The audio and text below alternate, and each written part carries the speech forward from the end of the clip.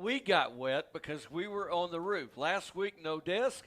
Last year, no desk at all, no room at all. We were on top of the press box. They were quite cordial hosts. That's what they have there in Decatur. But that storm was not a cordial host, was it, guys? No, it's a little different view out there, too. That land out there is a little flatter, and we could see that thing coming in for miles. And this thing, the potential weather that's coming in, it would come in from the southwest here tonight. Looks like currently on the radar some action over just south of Gainesville. Again, lightning is with this storm, so we'll just have to see whether it makes its way slightly to the east or not. Well, they have been fixing a bug, I believe, in the stadium PA system, and they just got it fixed. I think, as you can hear. Pete just went live. That's what that was. Oh, okay. We've had our own bug trouble. And speaking of the illustrious Peter the Great, Pete, you could not ask for a better night to play high school football. Unless it rains, of course, and thunders and lightning. He may not still be able to hear us. He's acting like he's got some problems hearing us. Yeah, we'll iron that out. Something did crash back here. So we'll iron that out while we go to the Brent Whitson show. Brent Whitson, he's ready to put the battle of the axe behind him, and they enjoyed it Friday night. Saturday morning, they went to work, and he's going to tell us about it. Don't go anywhere.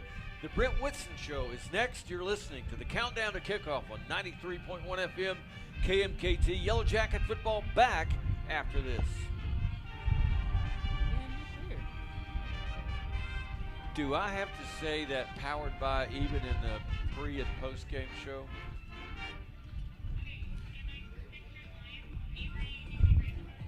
Kyle, are we clear? Yeah, you're clear. Okay. Hey, what was this? What'd you do? What did you do? He's a unicorn. He's a magician. Best in the business. That's Hey, why Pete. I keep him around. Pete, you got us? No. All right. Let's look at that scouting report and let's pick 3 keys. So that means there's something back here. Well, but my point is, he was hearing us when he went down there. I think he was. Okay. All right, hang on. We're going to fix this, I think. They got us. They got us.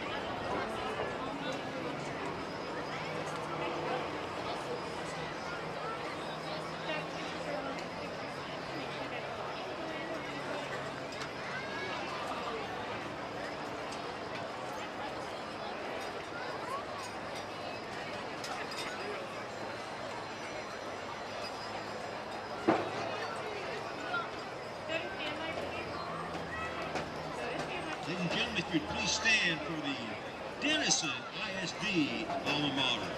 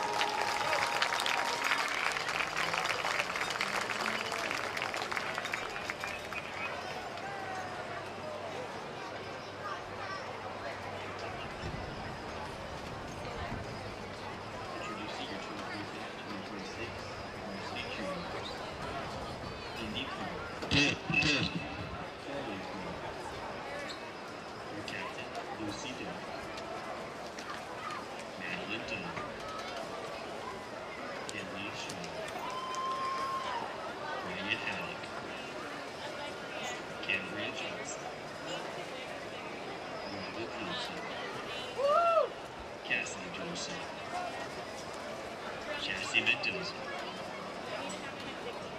Ellen Moody,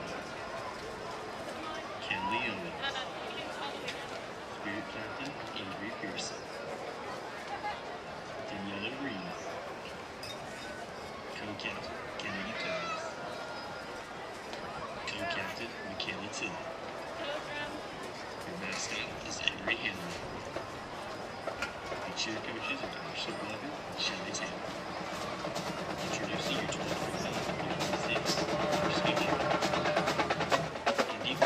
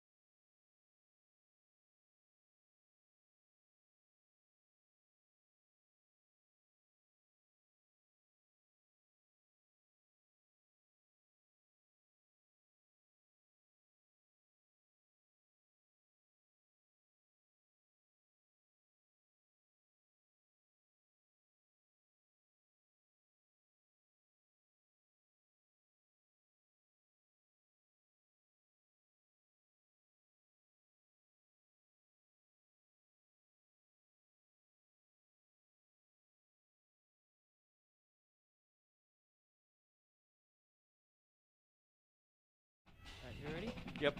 You want some different levels, or you thumbs up, you're good. Is that what that is? Or turn it up. I know. And we're back at Munson Stadium. Lynn Burkhead and the gang tonight. Lance Sandmillen, Kyle Huber, and, of course, Pete Dion. Let's check down with Pete. Pete Dion, you know, every time this year we come down to this first time, there's a special somebody listening because this sideline report is here. You know what? We'll come back to that. Here come the Yellow Jackets. They are storming out, and they're all gray. Brand new turf. Brand new silo mural looking on in the distance. What a beautiful sight here at Munson Stadium. And the seating looks different too. We will explain that as we go along. But get back to Pete. Pete, sorry about that. Every time we come down to you, the first time, this is actually truly, really sponsored by one of your buddies who wants to remain anonymous and unidentified. You know who it is. Sure. They know who it is. They do. And they hope that you do a good job with this hard-hitting report. So with that in mind, I guess the first thing we'll do is the captains get ready to walk out into the field. How about a game-time temperature? The game-time temp every week brought to you by Texoma Educators Federal Credit Union. Pete, it was pretty warm earlier today. Not as warm right now. It is not. It is 84 degrees, but gentlemen, I've got a little pop up here. It says rain forecasted, maybe 27 minutes. So hold that thought. Rain we can live with. That's right. Yeah, we're indoors. Lightning we cannot live with. That's right. You guys are indoors. You don't care. You got a roof. Lightning gets within 10 miles of Munson Stadium, and we're done until it's not. Let's go ahead and talk, Pete, about the referee introduction. We did not. I'm not sure. Do you have that? I do not. With all our technical things, I didn't even think about that till you just said that right now. But our radio engineer got us. We're good. It's going to be perfect from now on. We'll get the referee introduction brought to you by Alan Spartan Heating and Air. Tonight's team captains are joined by honorary team captains Zach Hughes and Amber McKenzie from anchor sponsor First United Bank. Thank you, Zach and Amber, for your continued support of your Denison Yellow Jackets. Another one, Grayson McGehee, and also Nathan Woods. Take it away, Pete, once again. All right. The referees are, of course, talking right now about this whole process, and I'll give the uniform update while I can there. Decatur wearing white jerseys with blue pants. Kind of look like the Colts pants there, I would say. And Denison is in all gray with, of course, those black helmets that we talked about last week. Yeah, we're going to talk more about those helmets as the night goes along, because they do have a different look this year.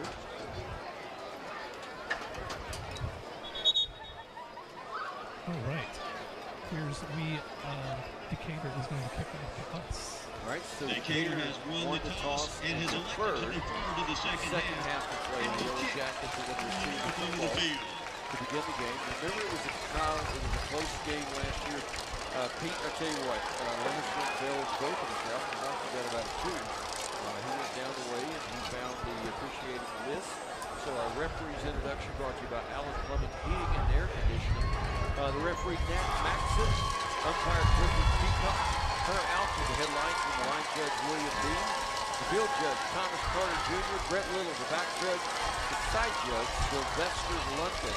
These gentlemen are out of the Dallas Association of Sports Officials. As long as they were not anywhere near Grayson County a week ago, we're good. That's right. I tell you what, again, fellas, we're going to have to hurry. We're going to have to hurry on this one right here, but we've got to give you the key. We're going to give you the keys. Go ahead and give you the keys to the game. Each and every week, the keys to the game are brought to you this season by Freedom Chrysler, Dodge, Jeep, and Ram. We kind of do a threesome, kind of three keys to the game to start things off. So Kyle, we'll start on your end. You're on the far left. Okay. Well, I would say the turnover bug, obviously, last week. Okay, you just stole Lance's and mine. No, hey, you said start over here on the left, I so did. I'm saying turnover. We can't have, obviously, that many turnovers. in any game. We got lucky last week that came out victorious there with that many turnovers. So cut the turnovers down. Lance, you're in the middle. What say you?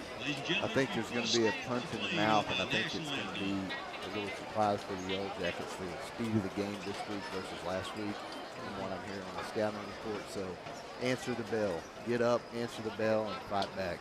Yeah, this is a different game. It is a much different team. You say, yeah, but they lost Burkhead 52-31 to Brock. Brock's like their Division II and Decatur's Division I. Yeah, but when you look at the stat sheet, Decatur actually outgained Brock by more than 100 yards, had no turnovers, very few penalties. They still lost. They're a very good football team. If Denison did not figure that out a year ago out there in Wise County, before 9 plays into the game, the thunderstorm came through and we were done for a good while. But my key to the game is going to simply be this. Last week, the Yellow Jackets won the line of scrimmage on both sides of the football. They have to win at least one side tonight, if not both. If they could do that, I think they've got a shot. If they can't win the line of scrimmage, it could be a long night again. So those are our 3 keys to the game, brought to you by Freedom Chrysler Dodge Jeep Ram. We're giving you the game time tip. The Brent Woodson Show was brought to you by Texas Farm Bureau Insurance and Gene Darnell, agency manager, our good buddy Gene. Always love seeing Gene. And we're giving you the referee's introduction by Alan Stone Heating and Air Conditioning. And we are about ready to begin this football game.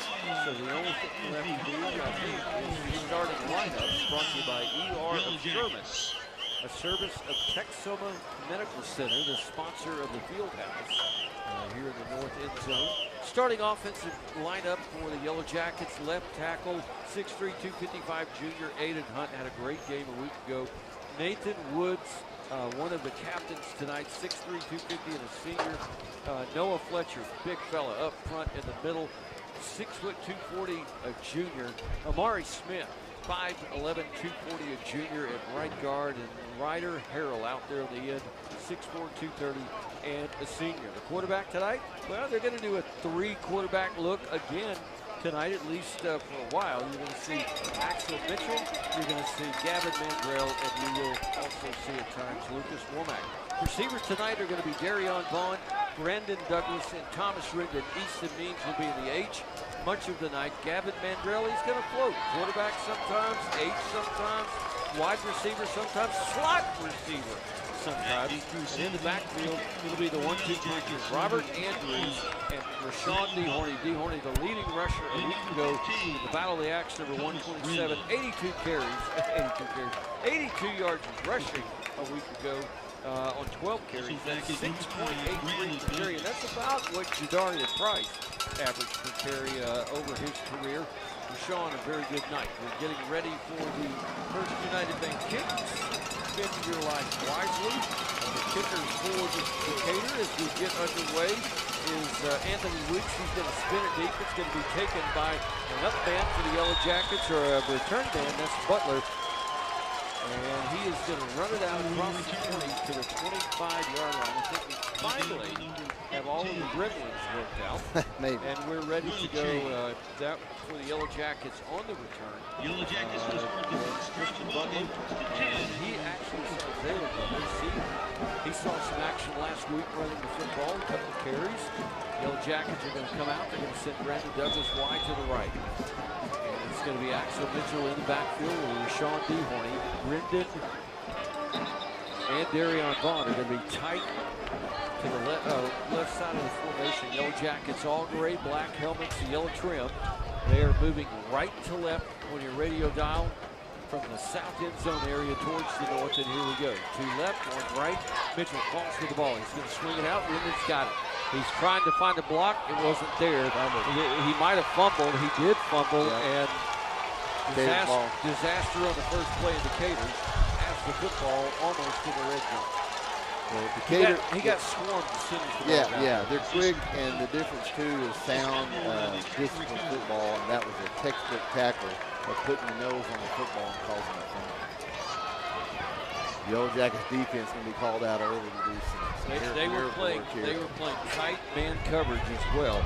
And that hit came almost as the ball arrived. And so Decatur is, they've got the first opportunity, first real scoring opportunity after that turnover. So the first thing, no turnovers, that goes by the way on the first play of the game. 11 seconds into the game. 2 receivers left, 2 to the right. We'll give the starting D for the Yellow Jackets in just a moment. Quarterback, he is a new one, Riz Reagan. Flags and whistles before this one can get underway. It's going to be Dylan Dobbins, Caden Merritt, Joseph Finley, Caston Padron, Mason Dusick on the front. It's going to be Riz Reagan, the quarterback. Jake Milligan had a big game against the Yellow Jackets a year ago, 82 yards rushing. He is back to the senior season. He is the lead back. Mari Fletcher, the other back, when they go two backs. Wyatt Dunn, Jet Jenkins, and Chase Berg, the wideout. We'll give the starting lineup for Denison. It is going to be an illegal procedure. They're going to do the little pop pass. Nice. Hang on to him. And he got free, and he is still roaming. But a swarm of Yellow Jackets will tackle him. Big loss. It is a big loss. Your starting D, Chandler Lopez, Caleb Cox, Ace Hernandez, Jason Cannon, Alec Moore, and Shed Love on the quarters. Bryce McQueen playing that hound safety back deep. Jason McCarty in the backwards. Alex Camacho, Grayson McGee, the 10 tackles a week ago, and Tate Luper, sophomore. Here we go on second down and 20. Quarterback is back. He's looking, wants to throw, and it is caught, and it's a touchdown. The young safety tried to make a play on the ball, and it wasn't quite there, and it is going to be a touchdown. So the turnover goes golden for Decatur, and they're already on the board leading 6-0. Yeah, I think keys to the game is coming through early. You got to take care of the football, and that's just unfortunate where it was in the field. It didn't take long at all. Anthony Weeks on for the PAT, nearly blocked, but it is sailing down the middle and good. No, it is no good. I quit. After last week and this week, I quit. Pete, I'm going to let you call it from now on. Okay, I just look at the guys underneath, and if they say no good, then it's no good. Oh, you mean actually watch the officials? All right. Yeah. So here we go. You're listening to Denison Yellow Jackets football on 93.1 Katy Country, powered by Flanagan's Outdoor Power Equipment and Rental. We'll get everything figured out eventually. Back in a moment on 93.1.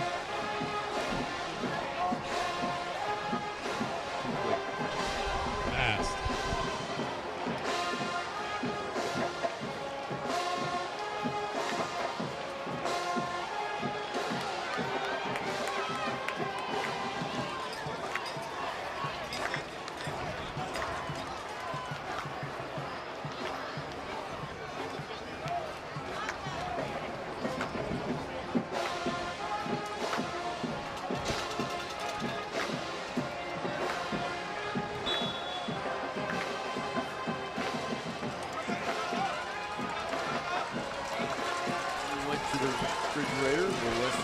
Into the game, and it is 7-0. Butler's going to take this kickoff.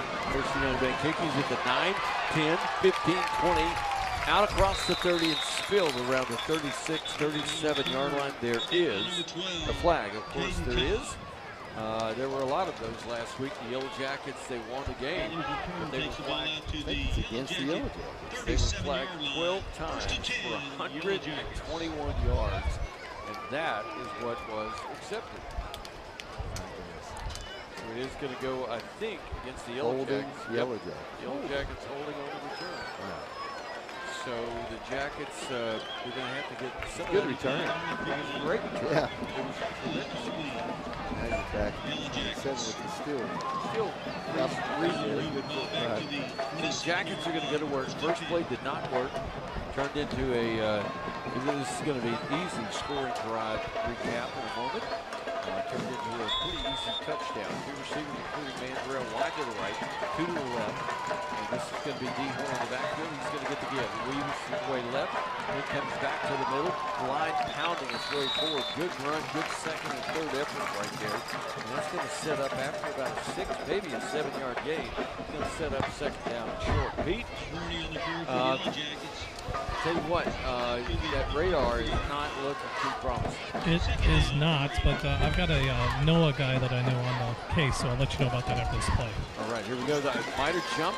Here is going to be Axel Mitchell. It's a little shovel pass. It's going to go out to Brandon Douglas, and he was rolling right side. It looked to me that he was trying to find someone deeper down the field, and the little safety valve underneath maybe was Douglas. His vision was down the field.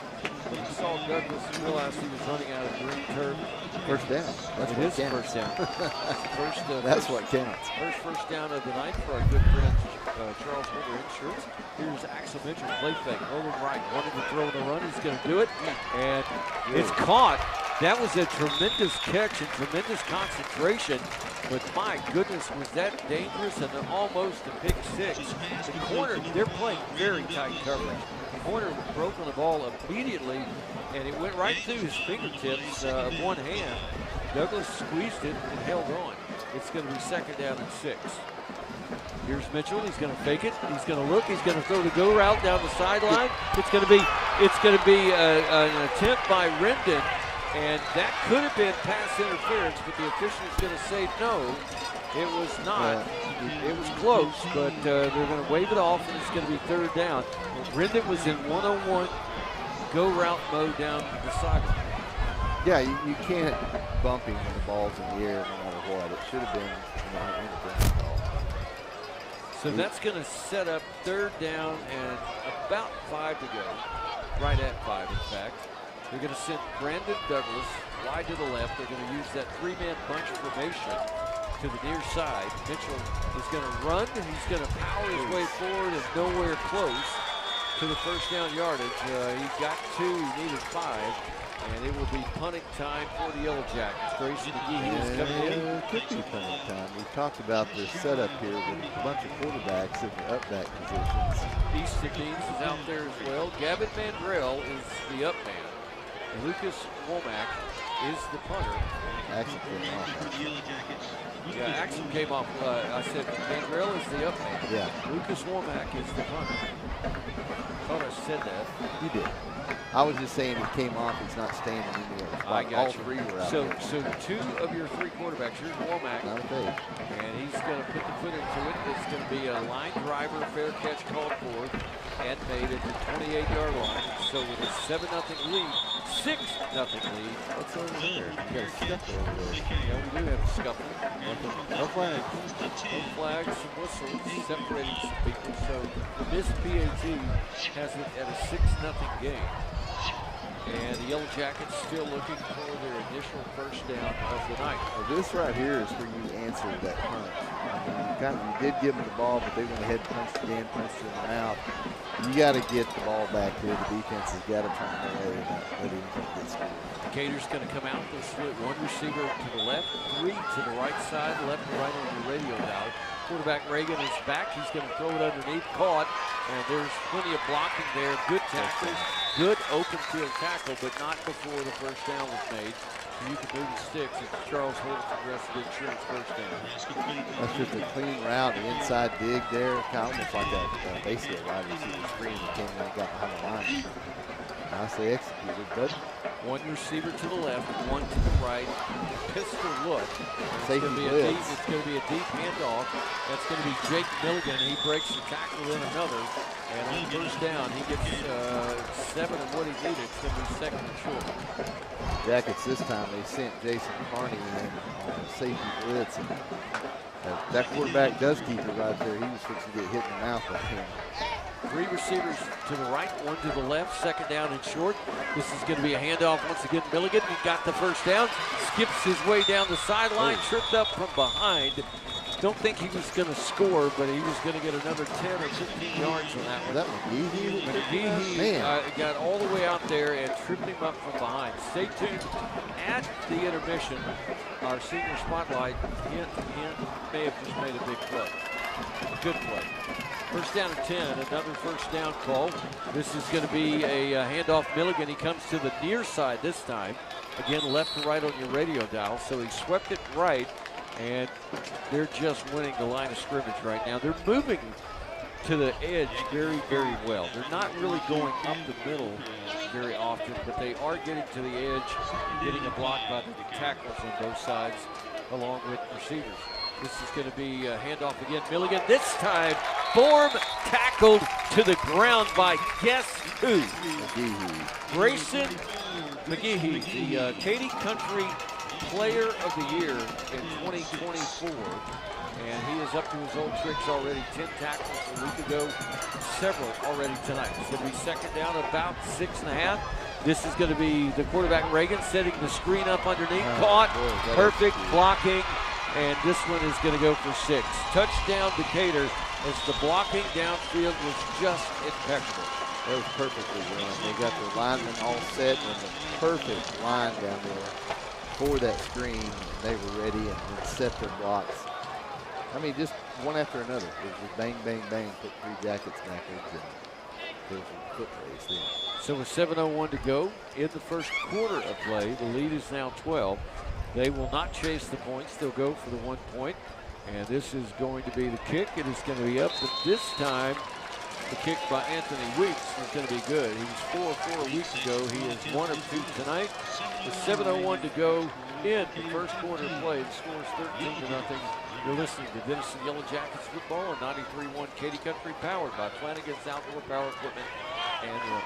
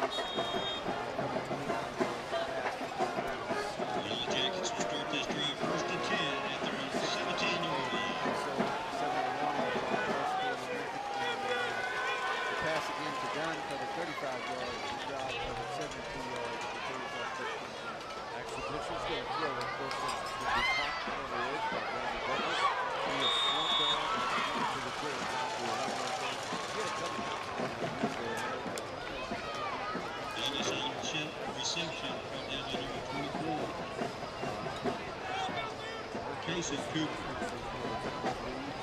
He catches the football. I mean, and what I mean by that is he catches the Second down and 8. does not block. Second down and 8. This is going to be this way. He's going to run to the right. He'll go to the right tackle spot. And he's going to get that to 3. And make it through the 5. These guys are good. They're a little years old. They're very quick. Very athletic. Shane Simmons, for 2 years in a row, 23rd down.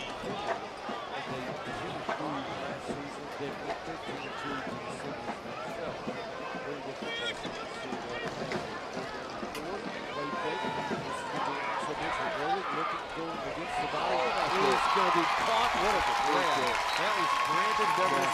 What a grab. Had to climb the ladder at the 41-yard line. Did so.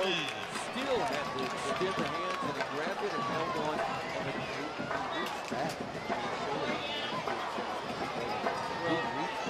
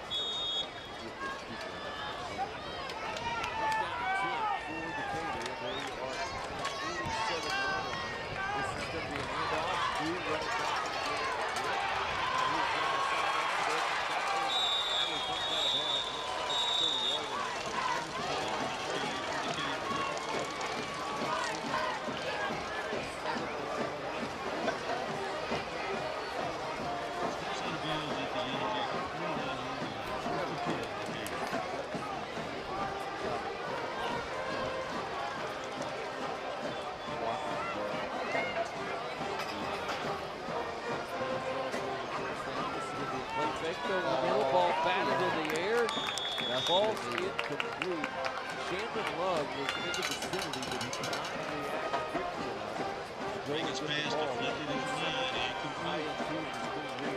Had he been able to do that, there wouldn't have been anyone that could have stopped him. And I don't think he lost the ball somehow. Just kind of straight around. Ace from Indy.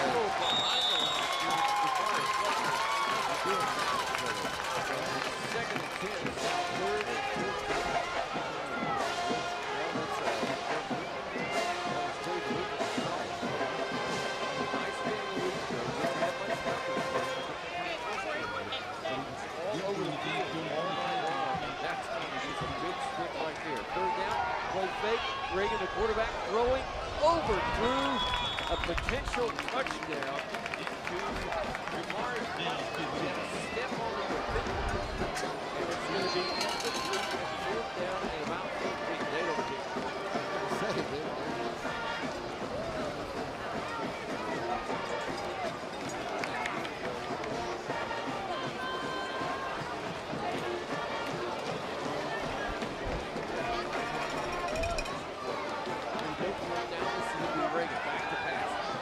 Backside, he's going to throw. Incomplete. Great coverage by the corner, Shandon Love. And the ball will go over on down to the red zone. What a bit to do decision by John Wallace. That's the way they used to play. That's what I was talking about. The key to the game. You get punched early. Answer the ball somewhere and come back. That's the start of it.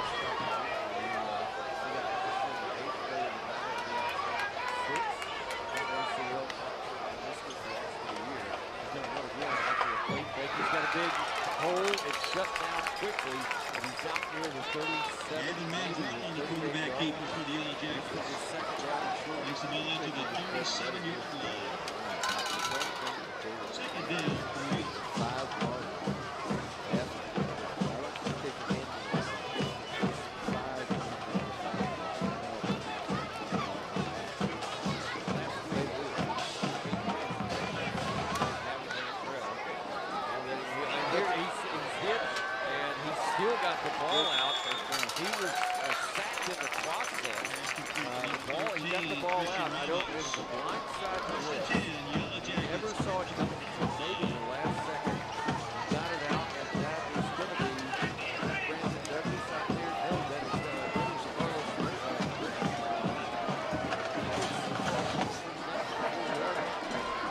Grill.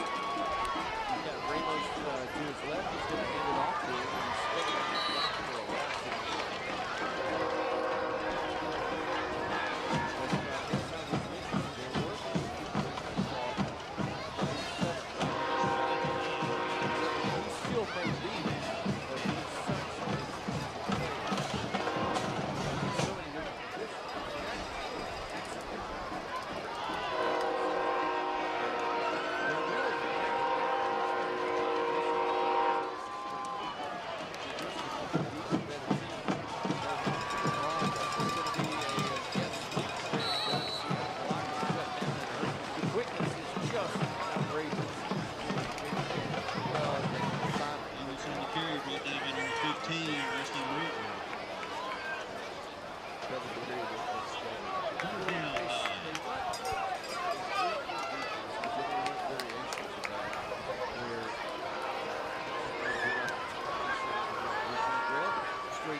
He's going to throw to the middle. Oh, he overcooked it by about 6 inches, or it might have been 6 on the post route.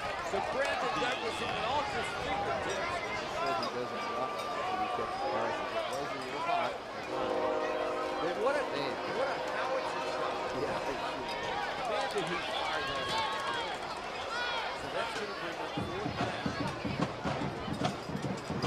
Grill, the guy that just threw that howitzer shot. That was a real yard down.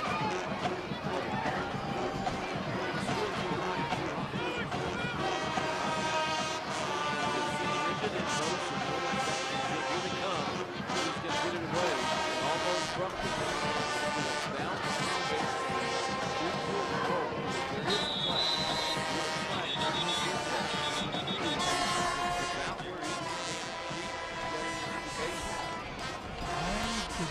See that. I was watching the ball and the neutral bounce and all that stuff. I'm fascinated by that. But the problem will be it would not be roughing the kicker. It would be Running into. running into it. I'm pretty sure.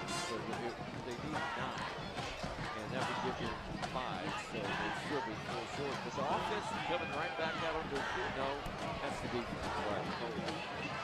Few sprinkles going on down here, gentlemen. Just a little weather update. Holding against the Jackets. Yeah. Why am I not surprised by that? He was holding the guy that was about to hit him. They have one penalty. We have nothing.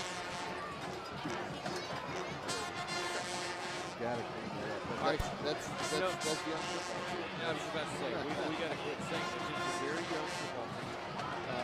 13 seconds and they are figuring out what they're going to do. They're sending the teams to the locker room. All right. Lightning has been detected, and I think I just actually saw a flash on that. So at the 30 minutes. We did not make it out of the first quarter. We didn't make it out of the first 10 plays a year ago before we saw this happen. The good news for us is we don't have to scramble anywhere off the top of the roof here. Pete does. Yeah, I was gonna. We. Hey, Pete, I've been there before. Just manage it, man. I got it. I'm gonna fight down here. All right. I'll be good. All right, so we have a weather delay, a lightning delay. 30 minutes, the clock is set. And I'm just going to flat out be honest with you. Looking at the radar, I'm not optimistic that we're going to play in 30 minutes. But that is the rule. And the ragweed and the lightning detector have gone off in Grayson County here this week and tonight. And so we've got a stoppage in play. Score is 13-0 with 13 seconds remaining in the first quarter. We'll send it back for a 4-minute break at the Katy Country Studios, and then we're going to come back and give you some stats and kind of rehash how the first quarter arrived. We're back in a moment with more Yellow Jacket football. A reminder, you're listening to Denison High School Yellow Jackets football on 93.1 Katy Country, powered by Flanagan's Outdoor Power Equipment and Rental.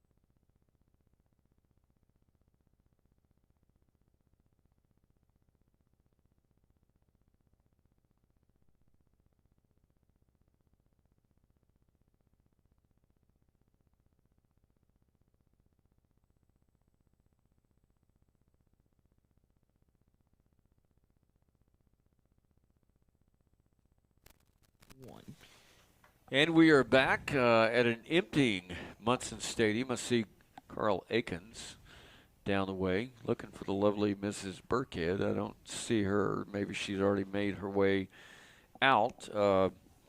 They are evacuating the facility because it's fixing to get a little bit nasty. Robert Crawley, our mayor here in Denison, just texted me, said in the north end zone and very strong, or pretty strong thunder noise beginning to really roll right now.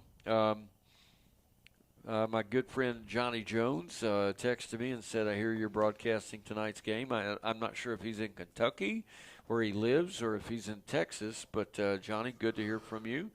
So here's what we're going to do. We were going to send it back and play music. We're not going to do that for a little while because we've got some pretty good game notes tonight, and we don't get to much of this. In fact, we don't get to hardly any of it through the course of a broadcast. Lynn Burkhead, if he does anything well, it's over-prepared. How many pages tonight? 8.5 pages of game notes? We're not going to read all that, but we are going to give you some updates, including something we're going to start with this game tonight, and it is called This Date in Yellow Jacket History. And our thanks to Jason De La Rosa. He has a year-by-year results book dating back to the 1920s that not only has the score, it has where the game took place. The home team is always the second team listed. But it also has the date that the game was played on, the actual date that it was played on. So we're able to do this all the way back to the 1920s. So in terms, so we did not get with all the shenanigans with the no death situation last week. That guy waving at you. We forgot we even had this. So on this date, is this guy waving at you? I have no idea. I guess he is. I don't. I'm getting. You're getting the call. Somebody's getting a call. I can't talk right now. It could be below us. Yeah, that's Johnny Jones. He called me. Johnny, I'll call you in a little while. I love him to death, but he was like, call me. He's like, pick your phone up. Hey, pick your phone up and call me. I will in a little You're while. You're not working or anything. I mean. Listen, Johnny is one of the best Christian men that I know in the world. Love him to death. Used to live closer. He lives in Kentucky now, and it is good to see him. And in fact, why don't one of you guys do this? Here comes the rain. Why don't one of you guys call him and invite him up here to the booth? Do that. I'm talking, and you know how that goes. So, so we did not get to on this date in Yellow Jacket history. And quite honestly, last week on the 29th, there were a couple of good ones, a couple of really good ones, Kyle.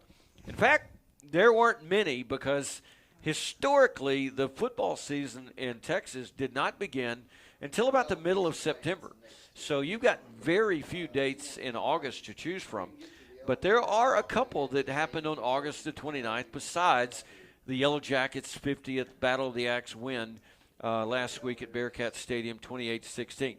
Take a guess at what century these two on this dates in Yellow Jacket history occurred. Well, I have no idea. I didn't read through all 8 pages. I sent you the. I know. I didn't have time. I didn't get to them. Oh, yeah. You're going to use I work for a living. I bet Pete had time. He probably got to it. Pete, did you read the game notes?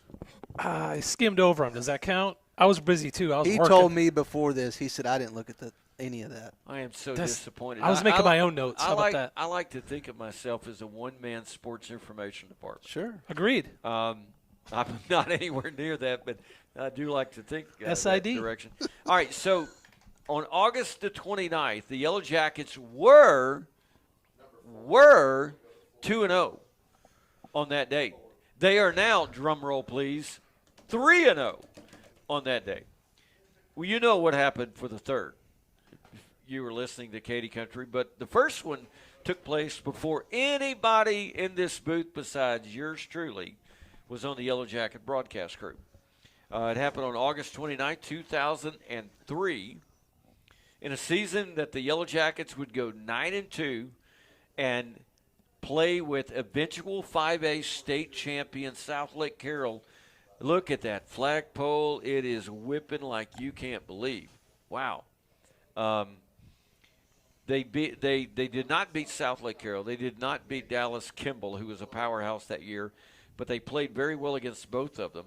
And they, in fact, they did beat Dallas Kimball, but they lost in an upset fashion to Wiley, the Pirates.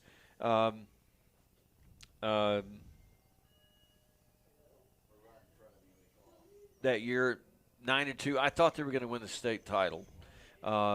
Corey Robertson rewrote the Denison Yellow Jacket record book at that point in time. But the first game of the season was, drum roll, August 29th, and it was Bob Brown and his Yellow Jackets notched a 24-14 win, Pete, over the Terrell Tigers. On August the 29th, 2014, something very monumental happened right here. Mentioned earlier, there's a young man that is on the coaching staff here now, junior high coaching staff, teaches at Scott Middle School, and he played with both my son Zach and Lance's son Nick. And right there, about the 3-yard line, you see where the soccer line kind of intersects the 5-yard line? I like that. Soccer line. Just beyond that, and to the left, about the 3-yard line, Quayshawn Gray recovered a fumble in the very first game ever played at the new Munson Stadium. And had he not done that in overtime, it looked like Frisco Liberty was about to score a touchdown. It was like a second down play, and Denison had the ball first, had to settle for the field goal on their initial possession of overtime. Quayshawn Gray got a hand in there, knocked the ball loose, recover the football, and I told him tonight, walking down on the field before the game, I said, there's a plaque over there. Not really, but there needs to be a plaque right there that says Quayshawn Gray saved the day on the stadium's initial game on August the 29th, 2014, in a 20-17 overtime victory over Frisco Liberty. And then the last one, the 3-0 on this date last Friday night that we didn't get to, I think you know what happened. You were there. I was there. 50th win by the Yellow Jackets over the Bearcats, and they captured their 12th Battle of the Axe victory in 13 tries. I'm going to say that I've had some Sherman fans that have been really irritating in the last few days, and so get ready to hear that a lot this year. 12 out of 13. What percentage is that? Have you worked out those numbers?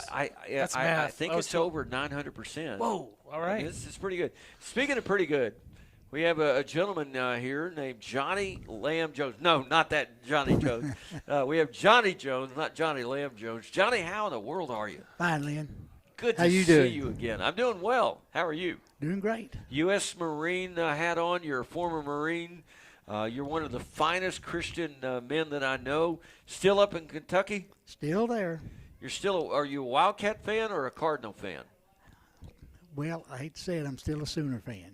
Oh, no. Kyle's happy. Oh, listen to Kyle back there cheering. Did this get set up? The bad – I'm just going to quit. Just going to quit. Thank you for self-editing. Johnny used to kind of be in this area, and then you moved out east. I think your kids are all grown now. I haven't seen you in probably about 15 years, right? Maybe even longer maybe than longer that. than that. Maybe 20 years. Yeah.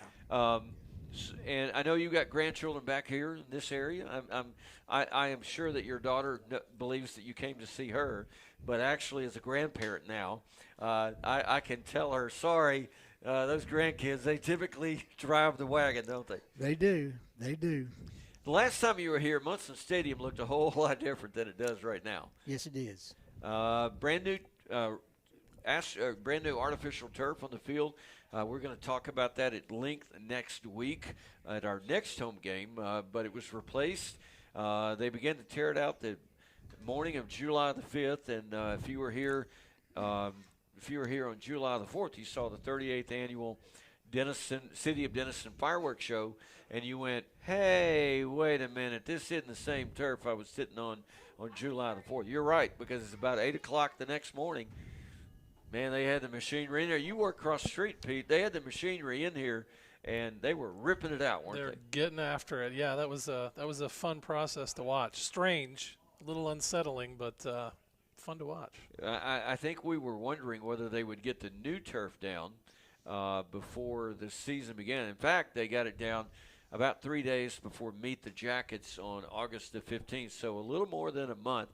And, a lot of people in town, they don't make it out to the high school on the north side of town. But if you did, you might say there's a mountain in the center field area of the baseball field. And that would be correct because they tore that out too. The natural grass, they're putting turf in there, and they tore the grass out in the softball field. They're putting turf in there. And we're the last team in the district that does not have artificial turf, I believe, on our baseball diamond and our softball field, and that's changing. Should be done within the next month to 2 months. Johnny, you know about Texas high school football. It's big. It's a big deal. Certainly in places where they're winning state titles and things like that. Yeah. How big is high school football in the state of Kentucky? It's not as big as college football. They have a lot of good teams there, but there's more emphasis on college football up there, especially since Texas and Oklahoma have joined the SEC now. Yes, my beloved Longhorns are going to visit your state later this year. Lightning flashing here. We're in a weather delay here at Munson Stadium. The lightning sets a clock. There's a lightning detector, if you're unfamiliar with the process. And it is arbitrary, Pete, right? I mean, when the lightning detector goes off, there's no amount of pleading that's going to stop. The game is stopped immediately in its tracks for 30 minutes. That's correct. You can stare at it, you can yell at it, you can say bad things, but it's just it's gonna happen, and you have to be lightning free at 30 minutes, I believe, for 10 minutes or more at the 30-minute mark. And if not, you restart the clock, and here we go again. So looking at the radar a little bit earlier, it is not very promising. A lot of red on the radar.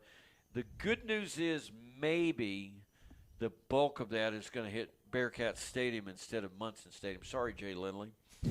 They're undoubtedly in a weather delay too at Bearcat Stadium. So maybe I did see on that last frame, it kind of looked like it shrunk on the north end a little bit. So maybe we can get through this, and maybe there is hope after 30 minutes. There is more rain out to the west toward Archer City, Wichita Falls, and Graham. That will not arrive here until after this game is complete, if we can get it going again. And it is garden variety rain. It is not the lightning and thunder kind of rain. Cold front blew through, about 5 o'clock. Winds shifted around to the north, and they told us the flag is whipping right now out of the northwest. First real big cool front of the fall season, I suppose. I say of the fall season, Pete, because we had one that was actually at the end of summer. It was in August. Very true. That was still stunning how awesome it was last week. Johnny, not only are high school athletics different, I suppose, between Texas and Kentucky, the weather's a little bit different. How so? Well, it's not that much different. Typically, what comes through here will get up into Kentucky the next day or two. So I can always tell pretty much what's coming by what happens here. Well, we were doing a little bit of our game notes when you arrived, Johnny, and we talked about what we did not get to a week ago in the 127th Battle of the Axe. We talked about the great win to open the stadium on August 29, 2014. Quayshawn Gray saving the day in overtime. We talked about Corey Robertson and the Yellow Jackets beating Terrell on August 29th in 2003. We talked about the 50th Boda win by Denison last week on August 29th. And we're going to take a timeout, send it back for a little bit of commercial time, and then we're going to come back. And, Pete, we're going to play this game again. Okay. On this date in Yellow Jacket history for September 5th today. Perfect. Does that sound good? Johnny, Sounds can great. you stick around? I probably need to be heading on out. My family's waiting on me. I got you. I just saw you sitting up here, and I wanted to come up and say hi. We were laughing, and I hope you don't take offense at this, but you pulled your phone out like, call me, and I'm like, I'm on the air right now. I can't. It's trying to work. So I had somebody else call you. I was hoping that I'd get you to look at your text. I'd sent you a text. You did, and even from my wife, I rarely look at text during a game. I get sidetracked, and I miss a play or whatever. Honey, I hope you've made it, and I'm assuming you've made it. Nobody else is here. Back to the SUV, and you're going to ride this out. I imagine that means she's going home to ride it out after the rain. But Johnny, hang on. We're going to take a picture. We're going to have Pete take a picture. Okay. We're going to send it back to the Katy Country Studios for a 4-minute break. Kai, let's do this for 4 minutes. Let's play some commercials. We'll come back. We'll see if we can get an update on where we're at in the time frame. And the Lightning has to be more than 10 miles away, and it is about right on the button of 10 miles on the radar. But I think it should be out of here within the next half hour, and eventually we can get back to this game. We'll take a break. You are listening to Denison Yellow Jacket football on 93.1 FM. A reminder that each and every Yellow Jacket broadcast on 93.1 is powered by Plannon's Outdoor Power Equipment and Rental. We're back in 4 minutes. Yellow Jacket football continues. And you are clear. All right, sir. You can actually take 5 if you want. Nobody's going to know. Somebody's out there with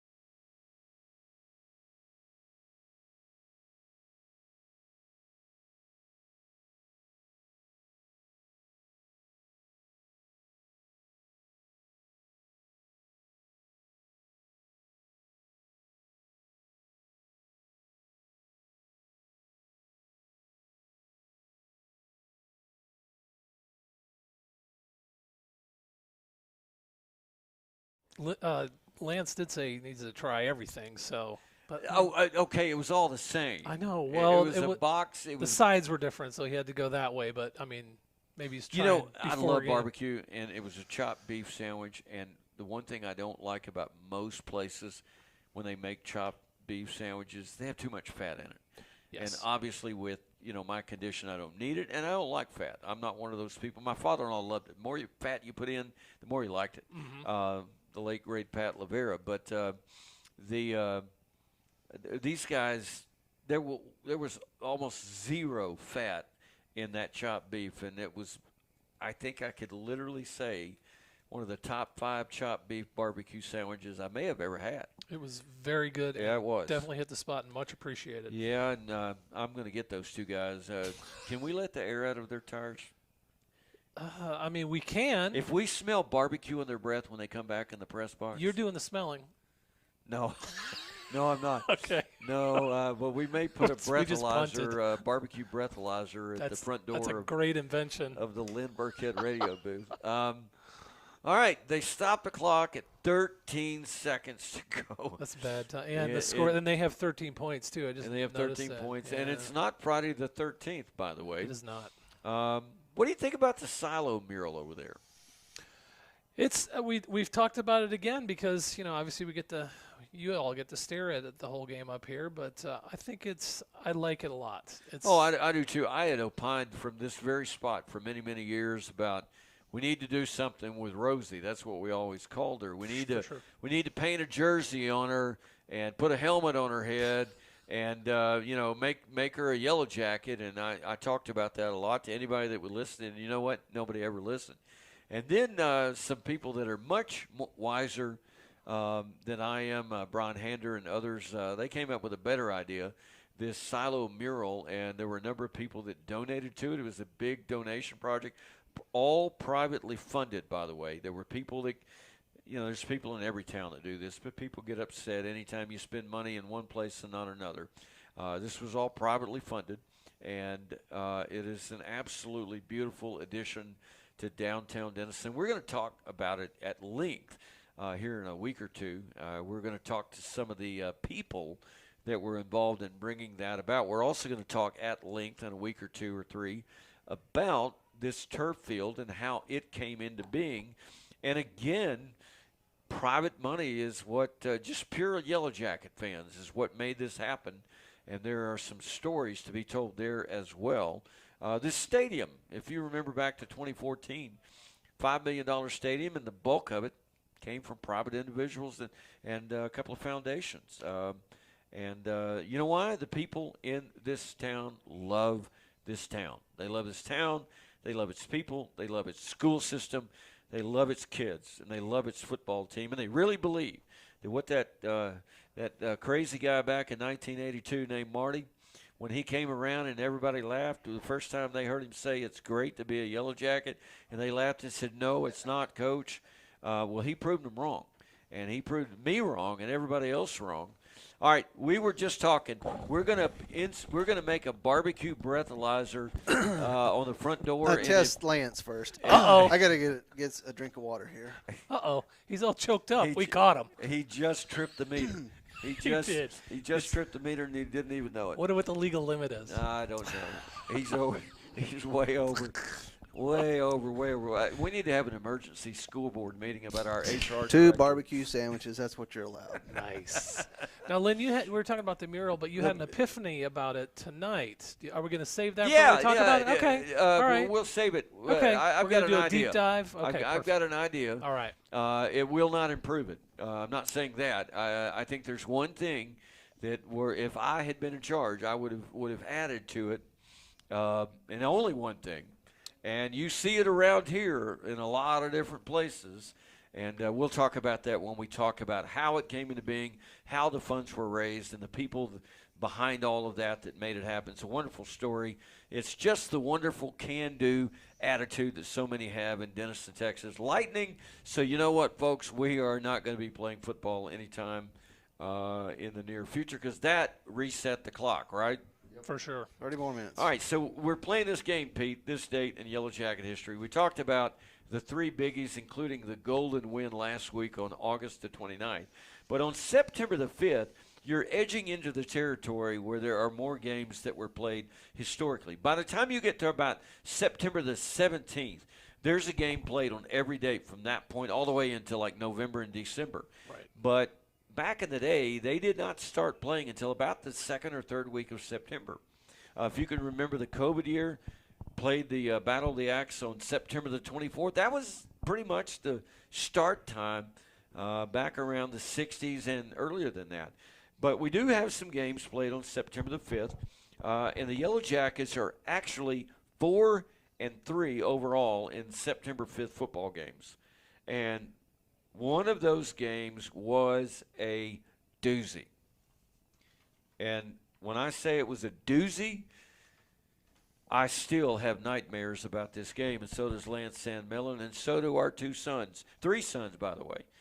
Both of my sons were actually on the field that day, and Nick Sandmelon was on the field that day, and we'll talk about that in just a minute. But the first time the Jackets played on September 5th, you have any idea what decade it was?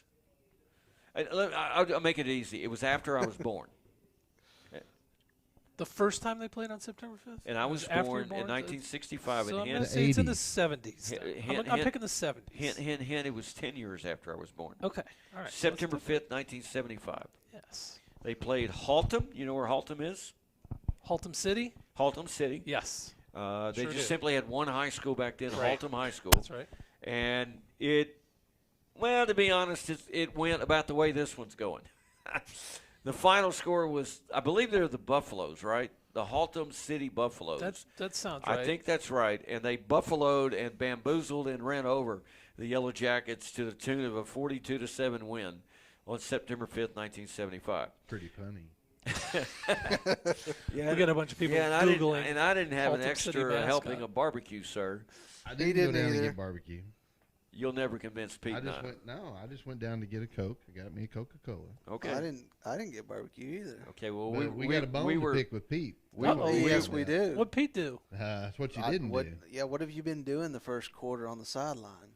I've been listening to you guys, and there's not a lot of breaks, so I don't shoehorn myself in. You guys know how I work. Well, we got a pretty big, we got a scoop, big report. Sideline action down there. We didn't know anything about it. Did you get a sideline warning?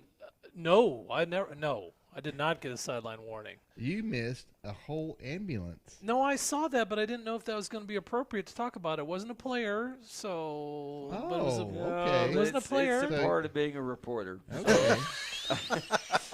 When you're a reporter, you report when there's something to report. Okay. It's kind of how I always understood I saw the definition. a young lady that was being carted off. Yes, and do you guys have an update? Stingerette or cheerleader? I'm going to say cheerleader. Cheerleader is what we've been told. Correct. And and here's the bad thing. We've got nothing for you right now. We know no news of what she was carted off for. It was an injury of some sort. Yes. So I hope she's okay. Yeah, hope she's okay. We definitely wanted to say that. Yeah, and if we get if we get an update, we'll let you know. I'm sure they took her to Texoma Medical Center where they're fine ER staff. They'll let you know what's going on real quick, and don't ask me how I know that. I'm glad that you saw it. I was getting concerned that you. Well, I had to move out of the way. They were going to run me over with the cart, okay, so you know. Okay, this is descending into chaos right now. So our thoughts and prayers with this young lady. Yep, for sure. We find out anything for sure before this thing is over with. We will let you know. So let's see here. A team called R.L. Turner. If you follow the Yellow Jackets in 1984 when they won the state championship, you might remember the first game of the season. One of their 16 victories was against R.L. Turner. I believe it was 10-7. They played R.L. Turner, and there was a 10 involved, but unfortunately it didn't help the Yellow Jackets because R.L. Turner, Carrollton R.L. Turner, a district game, they defeated the Yellow Jackets by a touchdown 10-3. The Jackets played R.L. Turner on September 5th, 1986, and that gentleman that coached in 1986 was named Marty Criswell. And like he did on other things, getting the Axe back and winning a state title, he also turned the tide on R.L. Turner, and Denison won 13-7. Then we move on to the Bob Brown era. September 5th, 1997. If you lived in Denison in the mid-90s, you know that was the cap of a 3-year run of football glory for the Yellow Jackets and head coach Bob Brown. 44 wins and only 4 losses. Unfortunately, 3 of those were to Lamarck in the state title game. They beat everybody else in the state. Lamarck had their number. But Denison had the Marine Military Academy's number out of Brownsville, or Harlingen actually, and they defeated them 34-8 in 1997. Then we move into the 21st century, and we get a shutout. Denison upends Dallas Samuel 37-0. And then a game that up until now, no one in this booth besides me was a part of any of these games. And I saw the 86 game as a fan.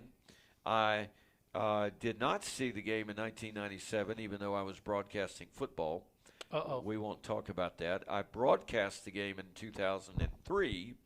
And then in 2008, there was another guy in this booth named Lance Sandmillan.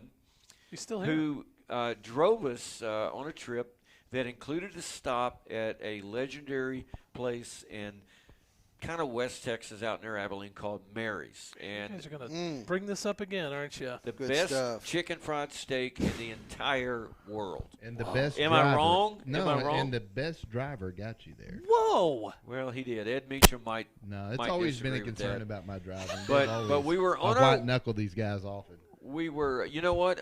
I'm actually wrong.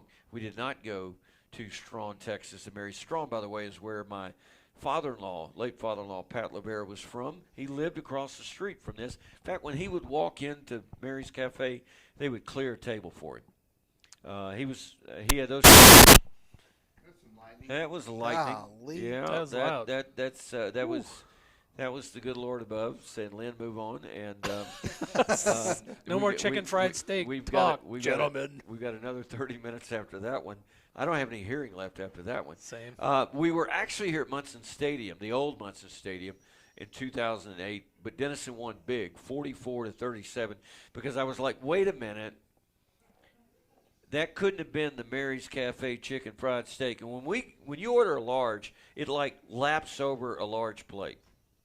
I mean, it's like a triple X large. And that was a game that the Yellow Jackets did not win. They went 13-2 the next year. That was one of the two. The long, lengthy trip to Big Spring in 2009. But the 44-37 win in 2008 brings us to the one that haunts me to this day, and I think it still haunts Lance to this day, because it came with 38 seconds remaining at AT&T Stadium in a tie football game that was headed to overtime until a guy named Cooper Rogers, the son of Todd Rogers, Rodgers,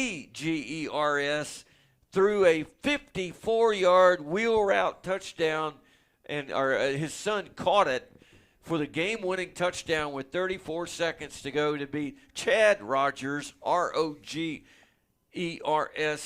and 3 guys named Will Burkhead, Zach Burkhead, and Nick Sam Millen. That's great. That's a great ball game, by the way. Oh, it was one of the greatest games we've ever seen. Was. Drew Marr had one of the greatest touchdown runs on a catch I've ever seen. Devin Blanton, Had my a fantastic goodness, game. what a game that was. But that was on September 5th in 2014, and that is on this date in Yellow Jacket history. And Lynn, you said that's the only time that Denison has actually played at AT&T. The first and The only time. Okay. Only time. See, I did read some of the notes.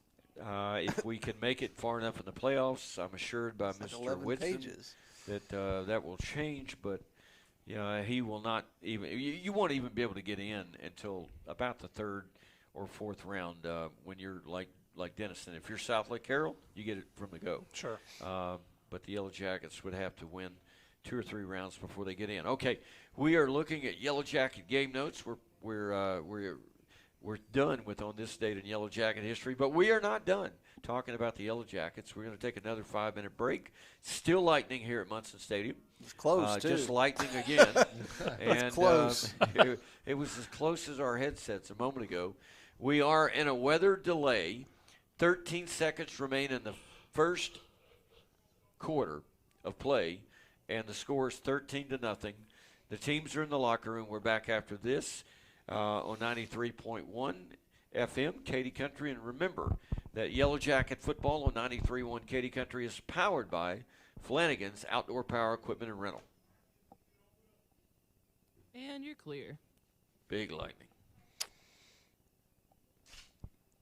Clear? Clear. Yeah, we're clear.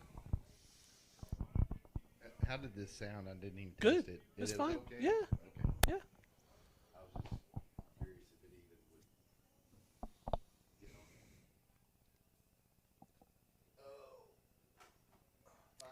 So the cheerleader, was it like she fell? I or don't like, know. Like, I was down here when they were going this way. She had her hands over her face. She was definitely in some pain. And, obviously they were down here. Yo. So I'm not sure. Hey, did we have a ball game that lightning delayed, or we had another issue, something Wiley East, and we came back and played them? No, didn't run. It's the last time we beat didn't run. Did y'all talk about that? No, we can't. No, I'm just asking, did we come back and we played them another day? Well, they came back on Saturday, and the quarterback was James Battle, who went to TCU, and we beat them like 10-7 or something like that. But we had to play on 2 different days. Okay, well, let me ask you this. This one, Was that a district game? That was a district game. We are not doing that with Decatur. No, not going to happen.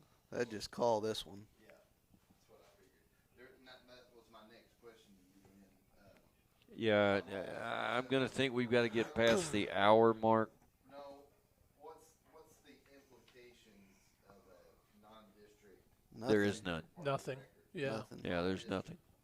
They strictly go by district record. Correct. Now, a district game, there would be a finish to it. Even 2 or 3 weeks later, if necessary, A non-district game is meaningless. It's like a no tiebreaker issue. No. absolutely zero effect on the season. All right, so your question, that would have been 2000 and Well, what was Wiley East? They knocked out the power. They hit a pole and knocked out. well, the power got knocked out, but I don't remember there being any storm involved with that. No, it was a car accident. That's right. Yep, that was it. Was that in, It was just delayed. was that in Marshall though, that they were just hitting the switch back and forth? Yeah, Is that Marshall? yeah, they were doing it. I'm going to say that. The one thing we have not seen so far tonight is the power and the lights in the stadium have not That's gone right. out. They have been. When was the last time we saw that? Oh, It that was wasn't even. Marshall. It wasn't even raining that night. Right. It was was a nice not. evening. In fact, it was clear. I think. No, it's Clear. foggy. Yeah. We didn't see that owl either. We did not. I saw the gumbo, though. We also had a fan like maybe a heart issue or a stroke issue. I do remember Yes, that's right. On the other side, yeah. All those crews going over there and all these people. We All were right, y'all have 1 minute. that. 1 minute. 1 Thank minute. you. You guys get that handheld mic for because Steve McCraw, my buddies, we'll talk to him at some point. All right, so come on down. 45 seconds. You don't have a headset, but you can talk. Okay, I've got it. Turn it on. Oh, you got. I've got you on in the ear. Here you go. It's ready now. Hello. Test 1 2 7 6 5 4. Good, clear. That's the one thing you can't hear yourself. Kai, are we back? You've got about 20 seconds. All right, 20 seconds. Robert Crawley, mayor himself. Well, I've just been listening and All right, we got 10 seconds. 10 seconds. a little time. Give them some time. You want a chair? You want to sit down? All right, I got 5, 5, 4, 3, 2, 1. All right, we are back at Munson Stadium, Lynn Burkhead, and a growing cast of fine individuals. We talked to my longtime friend Johnny Jones, and Johnny and I have texted each other like, at Christmas, Merry Christmas, how's the family doing, that kind of thing. And but I think he was right. Last time we actually saw each other was about 20 years ago. Lance was asking a very astute question. What happens?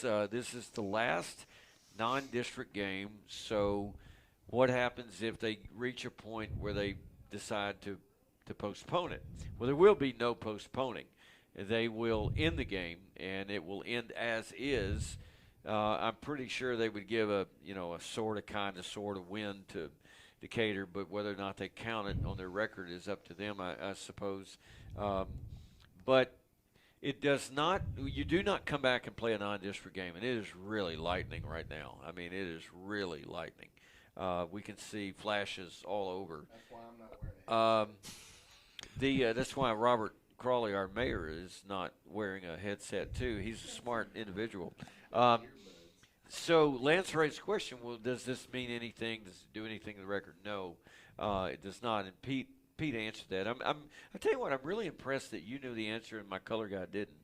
On that, there may be some off-season evaluation. Oh, that needs to be right. Not really. I can't be a radio engineer. Lance is my ride and die guy because I almost died and he rode. He got the referee chart for us too. I mean, he's doing everything. Whoa! I think I did the riding, right?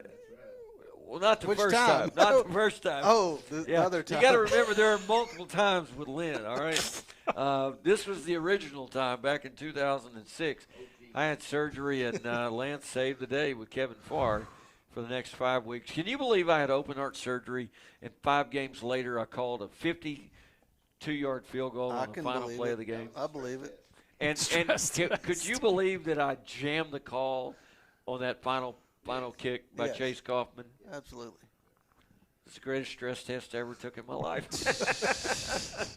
So Lance asked, he goes, Burkhead, didn't you tell me one time that there was a district game that started on Friday and ended the next day? And I said, oh, yeah.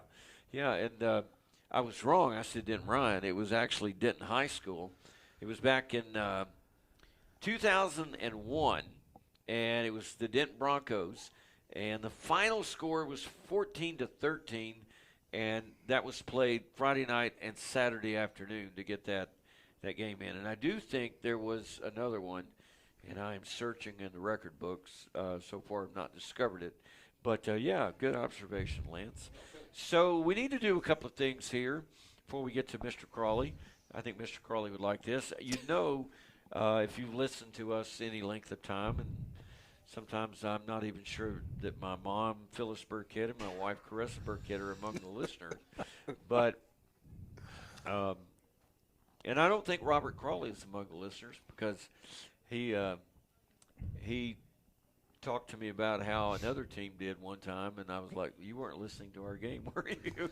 I don't even remember what team it was. But, yes, Robert Crawley. We had that Chad Rogers did it, Lance Sanmilla did it, and Robert Crawley. They all three did it. Why they did it, I don't know. There's a Lynn Burkhead radio room. We're going to sell tickets and raise money for a scholarship, I think, at some point in time. We've got to do something constructive with this besides the guy with hot air that talks in it. But they had that crazy Lynn Burkhead day here at Munson Stadium during COVID. I've always wondered, why did we do it during COVID when there were only 30 people here? I think it was so we could be on the radio that day. I think so. That was quite an honor. That really was quite an honor. But, Robert, I think you'll like this. I'm a big stickler with recognizing our not only our all-state football players, but our academic all-state football players. And I'm not going to lie. My son, Zach, and my son, Will, were both first-team members of the academic all-state team. And over the 25 years that they've had that, it's gotten a little bit larger every year. And I've rarely thought that we give the kind of, we love talking about guys that score 100-yard touchdowns, right? Well, what about the guy that graduates with a 4.0 GPA and goes on to cure cancer someday that's from Denison High School or something like that? So I've made a point every year to bring up who wins the academic all-state honors. And this last year, after the 2024 season, the academic All-State football players list from Denison included Blake Benson on the second team, Jackson Bridges, honorable mention, Austin Crawley, where have I heard that name before, on the elite team, Corbin Johnson on the second team, Jalen J.J. Johnson on the second team, Aiden Keener on the first team, and Nicholas Wilson on the first team. And with those players being added to the 2024 academic All-State team, there have now been 104 academic All-State honorees at Denison High School in the history of this program. So congratulations, Great job. well done to these young men that made the academic All-State team. You know, so, Mayor Crawley, were you on the academic All-State team? I was mostly on scholastic probation, so we called it ScoPro back in the day. Well, that's okay, because Kyle has his picture up at Kingston High School for the same reason. Oh, come on! Whoa! Talking about the All-State members, wasn't Corbin Boddicker an All-State athlete and then an All-State? He was an academic All-State member and an All-State member, first team All-State. In fact, Dr. Corbin Boddiger's son, the principal at Denison High School, and he was so good that at academics and even sports that he didn't make Munson Stadium his final place that he snapped a football. He made the Falcon Stadium in Colorado Springs, Colorado, where the Air Force Academy plays football. He got a football scholarship and went into the Air Force. He was a pilot, right? I don't know if he was a pilot. He was an operations officer and was in charge of loading and unloading those huge jets that the Air Force uses to transfer cargo all over the world and transfer the President of the United States. Yes, or somewhere in the Pacific, but he's an outstanding young man, and what a great kid. And I believe he was the only Yellow Jacket ever to achieve both honors I bet that's right. in the same season. Yeah. He was All-State as a center, first team All-State as a center on that 13-2 state semifinal squad. And a lot of people were like, he's not big enough to be first team All-State because he was about my height, 5'11". Yeah. But you know what? He was a brainiac, and he out-thought every player that lined up against him. And you could see it play itself out on the football field. He knew what they were going to do before they even did it. And he would block them. He would just play patty cake with them and block them wherever he wanted to. He was one of the best linemen to ever come through Denison, Texas. He graded out at an extremely high level every single game he ever played. Every game. I don't fully understand the grading of linemen, but that is where Kyle definitely beats me. Robert, Mayor Crawley, you've been a mayor now for 10 months, going on a year and a little less than 2 months. Maybe going on 6 years. Feels like 6 years. So, have you enjoyed the job so far? Oh yes, we just have a wonderful community, and it's just fun to be a part of all the activities that go on in our great city, and we are supported royally by a fantastic staff. The Denison city staff do a fantastic job. So I'm going to interrupt you briefly to give a football update. I have understood that one way or the other they're going to make a call, and I just saw a lightning bolt north of downtown. They're going to make a call one way or the other. We're going to play or we're not going to play at 9:15. So that is about 50 minutes from now. We've got 50 minutes to get the lightning out of the way. I also got a report from we love Wig. We love Jeff Wigington so much around here. He was such a great player here. His wife Ashley was such a great softball coach around here. Jeff, of course, coached on Cody White's staff in that glorious 2008-2009 season. Jeff is. And what college did they attend? He went to Norman Junior College. Oh, ouch! Sorry, Jeff. Please Forgive me. I had to do that. Wig is not going to lock that. With this Sooner in here, okay? Well, he lets me they have went it to in the ways University that of Oklahoma. Yeah, not they did. what you said. Well, not only did they go to the University of Oklahoma, they both played sports at an extremely high level at the University of Oklahoma. Yes. In fact, one of them was an All-American catcher for a national championship softball team, and it was, I believe, the first national championship softball team at Oklahoma. So my apologies to Ashley, my apologies to Jeff, but no apologies to Kyle Huber. Man. None. Whoa. Zero. Kyle, I'm rooting for your team tomorrow. I appreciate that. I'm not. They're playing Michigan, right? Oh, come I'm on. not rooting for either one of them. I tell you what, I will root for Oklahoma tomorrow. I don't like Michigan, so I will root for them tomorrow. Somebody's got to beat the Big Ten. What do you say? Go Sooners? Boomer Sooner. Go Sooners. That's what you say. Boomer. Boomer Sooner. You'll notice I brought my umbrella tonight. Special color. Smartest man in the bunch. Let's get back to the mayor. Hey, we're going to talk to him for another 2 or 3 minutes, and then we're going to take a break. Just heard from Jay Lindley. They have called the game at Bearcat Stadium between Sherman and Prosper Rock Hills. So that game is in the books as an incomplete due to weather. And quite frankly, they say 9:15. I think I could almost tell them what it's going to be like at 9:15. But Mayor Crawley, so you've been the mayor about a year. It's been fun. You've enjoyed it. There's a lot of people that have been in your corner. Your opponent was he's such a great man. Comes from such a great family, and it was a very close race. It could have gone either way. How do you govern when you've got an election that, quite frankly, not enough people vote in? The mayoral election ought to be the most heavily contested election, I think, in city government, and it's often not. And it's decided by a few dozen votes. It literally could have gone one way or the other on any given Saturday. How do you govern? What kind of mandate do you take away from a close vote like that? Well, the way I view it is you do the very best that you can, whatever happens. And so it doesn't really matter if it's a 20 vote or 800 votes or whatever.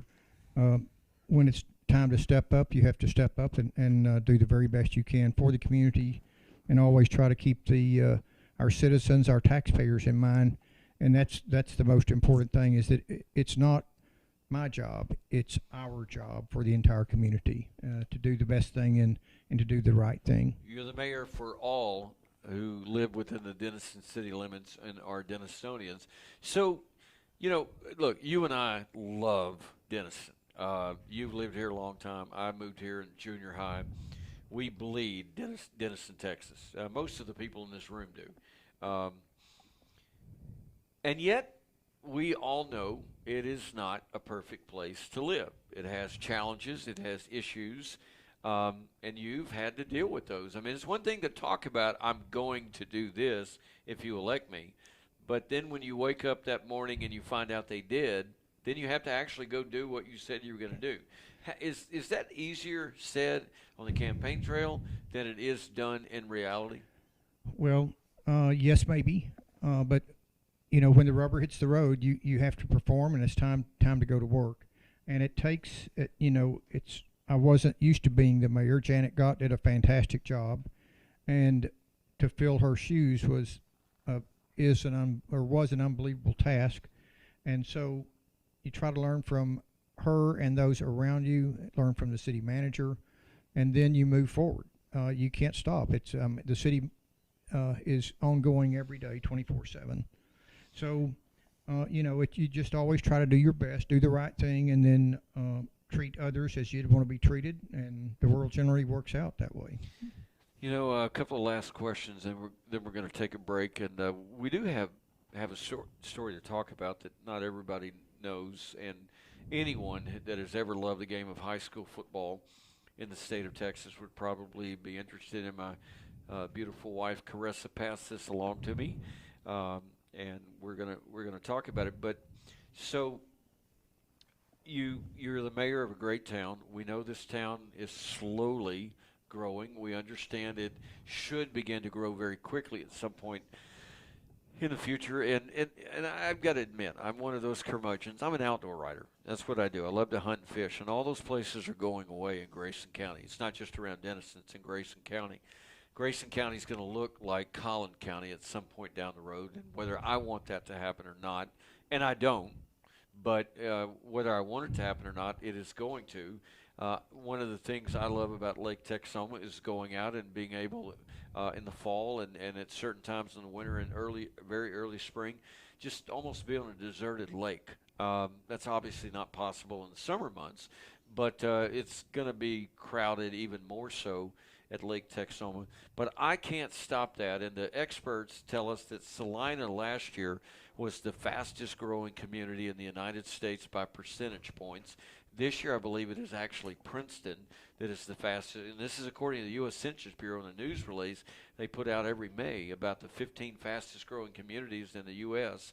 And guess what? On both of those lists, I think every team in our district south of here is on that list. Every team. Every team, yes, sir. And it's just crazy. But then I read the other day, Salina right now has more than 60,000 residents. Wow. And you drive through Salina and you go, no way. I go down 289, there's no way there's 60,000 residents. Here's the thing. Salina doesn't just go towards Prosper and back towards Gunter. It goes east and west for miles. My niece, Megan, lives, she and her husband and their children live with a Salina mailing address, get this, 15 miles away from Highway 289. So, you know what, Melissa, bye-bye. You're probably going to 5A1 or even 6A next year in realignment. Frisco Emerson may go up to 5A1. Prosper Rock Hill or Walnut Grove is probably going to 5A1 or maybe even 6A, depending on who you listen to. And Salina's probably coming up and taking one of their places, and Frisco Panther Creek probably coming up and taking one of their places. That growth is supposed to hit here eventually.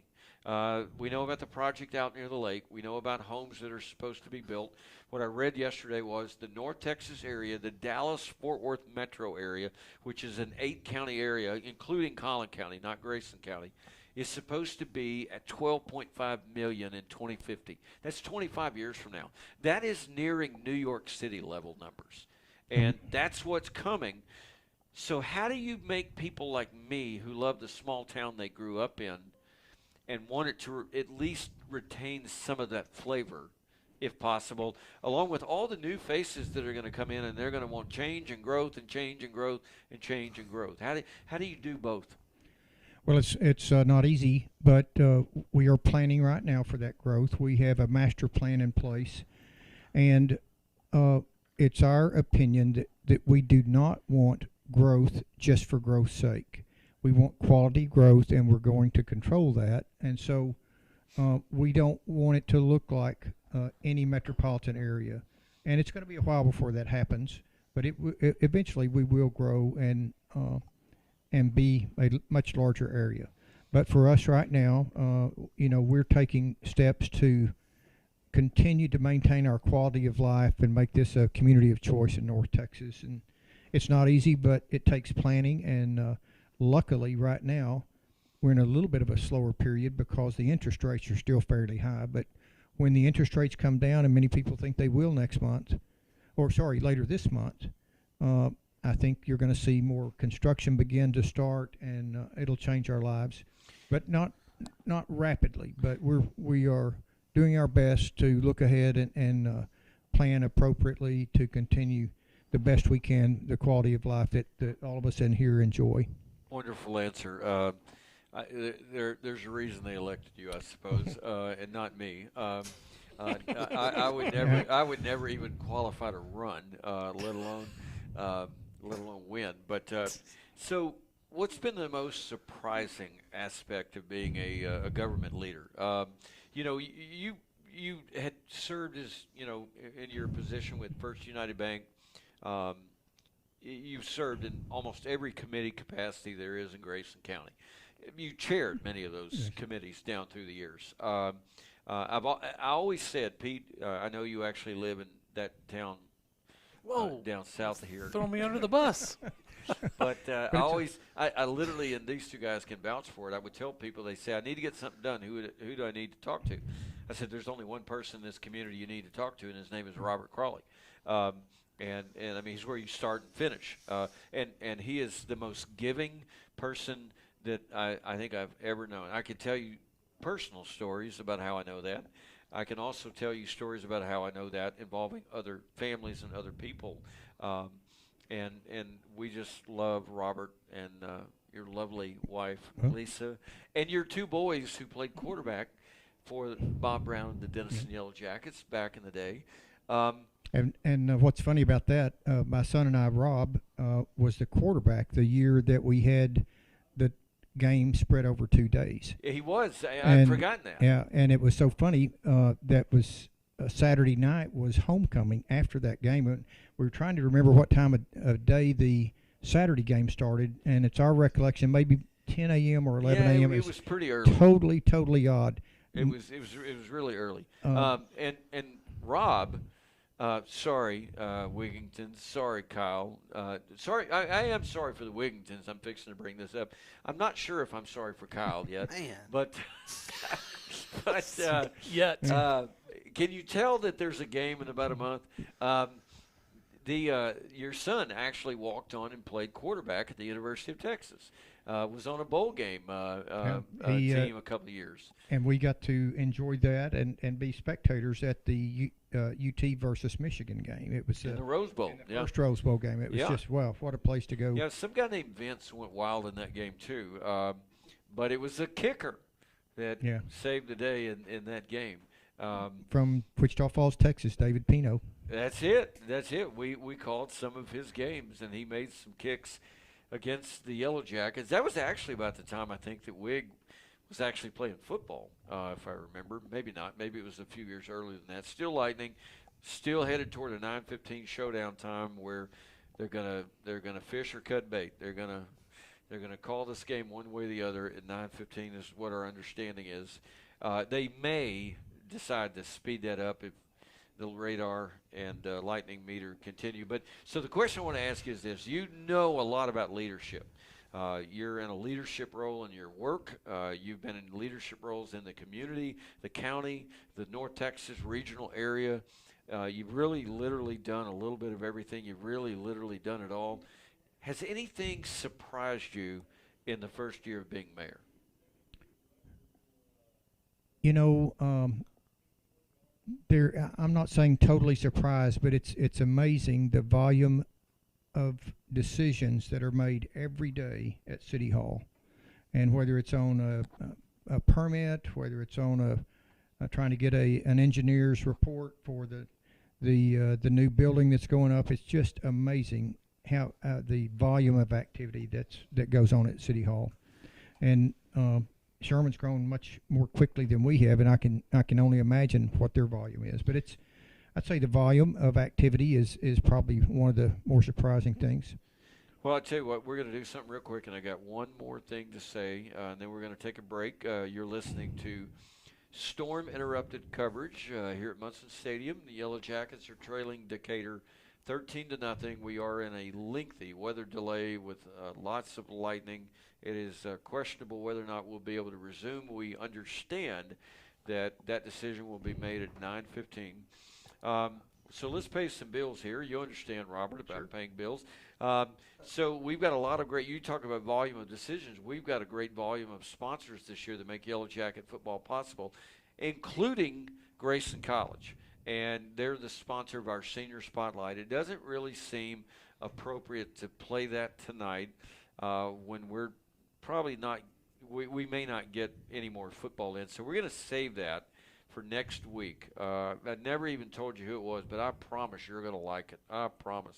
But all of our outros this year are powered by you're listening to Denison Yellow Jacket Football on 93.1 FM Katy Country, powered by Flanagan's Outdoor Power Equipment and Rental. The Denison Yellow Jacket Coaches Show, the Brent Winston Show, is brought to you each and every week by Texas Farm Bureau Insurance and Gene Darnell, the agency manager, and we love Gene. He's the one that sponsored, by the way, all of those Dave Campbell's Texas football programs with the special Denison Yellow Jacket cover. Did it last year, too. Thank you, Gene. The game time temp, it has plummeted since game time, I think, but it's brought to you by Texoma Educators Federal Credit Union. The keys to the game brought to you by Freedom Chrysler Dodge Jeep Ram. The referee introduction, Allen's Plumbing, Heating, and Air Conditioning. The starting lineups, ER at Sherman brings it to you, a service of Texoma Medical Center, something that Robert is very familiar with. They sponsor our kickoffs. First United Bank, spend life wisely. First downs, progressive first downs, brought to you by Charles Holder Insurance. I mentioned this last week. If you are a longtime Denison resident, you know the legend that Charles Holder was on Main Street in downtown Denison. He passed away earlier this year. His son Justin is such a friend of our broadcast, and we talked at his dad's funeral in the aftermath of that. And I'm looking. I've actually got it on my chart. There were three big losses this year. Charles Holder back in the spring. Fred Pilkington, a longtime auto dealer here in Denison that passed away. And a great Yellow Jacket fan. One of the biggest Yellow Jacket fans you would ever meet. Same thing with Charles Holder. Yes, sir. And then one of the Yellow Jackets' own, one of their coaches, Roger White, passed away this spring. And just three of the best people you would ever know. They loved Denison. The greatest story I've ever heard is that Roger White had retired from coaching out at Snyder, Texas. And when Chad Rogers got the job, he called him and he said, I need you in Denison. I really need you in Denison. I need somebody like you that can help me build this program. And Roger said, Chad, I'm done. I'm retired. I'm on a tractor right now. and he said, I love you, brother, but I'm doing what I'm going to do the rest of my life. Well, you know what happened. About 30 minutes later, the phone rang at Chad Rogers' house, as I understand the story. There was some guy named Roger who had turned the tractor off, and he said, you know, Kathy and I, his lovely wife, we've been talking about it. We've been praying about it. I'm coming out of retirement, Coach. And he came to Denison. Yeah, so he had retired. Sold the farm. Really? Sold a tractor. 500-acre farm and his tractor to become a football coach at Denison. Wow. So if you ever wanted to criticize Chad Rogers and his coaching staff, you were going to get a fight from me because one of those guys sold his farm and sold his tractor so he could come coach with his friend and build a program. And, by the way, they're the last ones that won a district title around here. And our sons were on that team, weren't they? And, by the way, he started that streak that is now 12 of 13. Can I say that? Yes. You just did. Oh, okay. You're allowed. So let's see. More sponsors. Jeff's Auto Sales. They do our scoring drive, and I have to be very careful here. Recaps. There was a very infamous one that I may or may not have been guilty in the past.